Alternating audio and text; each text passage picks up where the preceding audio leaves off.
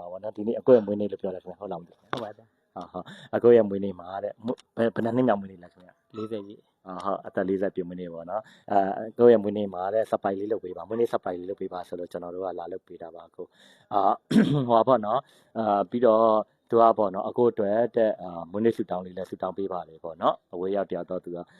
ဘယ်လိုပြောထားလဲဆိုတော့ Happy birthday ပါကိုကြီးတဲ့မွေးနေ့မှာပျော်ရွှင်ပါစေတဲ့အလောက်တိုင်တွေလည်းအဆင်ပြေပါစေလို့ဆုတောင်းပေးပါတယ်နော်တဲ့ညီမနဲ့ပဲချိန်ပြန်ဆုံတဲ့အမုန်းတရားမရှိပဲတဲ့မိတ်ဆွေတွေလိုကောင်းသောဆုံတွေ့မှုပဲရှိချင်ပါတယ်တဲ့မွေးနေ့ကိုလည်းလုပ်ပေးခြင်းနဲ့ဆန္ဒရှိလို့လုပ်ပေးခဲ့တာပါကိုကြီးလက်ခံပေးပါနော်ဆိုပြီးတော့ပြောထားပါတယ်ခင်ဗျဟုတ်အဲ့တော့ဟောပေါ့နော်အကိုအနေနဲ့အခုလိုမျိုးရုပ်တရက်ကြီးပေါ့အကိုရဲ့မွေးနေ့မှာစပိုက်အဲ့လိုမျိုးမွေးနေ့လောက်ခံရတဲ့အတွက်စပိုက်မွေးနေ့လောက်ခံရတဲ့အတွက်ဘယ်လိုမျိုးရင်းနှီးခံစားရလဲ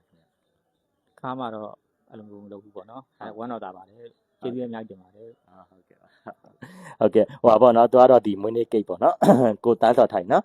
မွေးကိုတန်းစော်ထိုင်ရဲ့မွေးနေ့တက်40ပြည့်မွေးနေ့အတွက်ကိုဒီမွေးနေ့ကိတ်ကလေးရယ်ပြီးတော့မွေးနေ့ပီဇာလေးရယ်ပေါ့နော်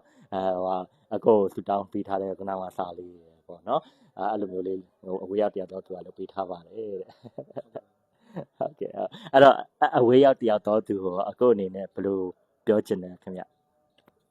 ကျေးဇူးတင်ပါတယ်လို့လုပ်ပြပါတခါမှတော့မရဘူး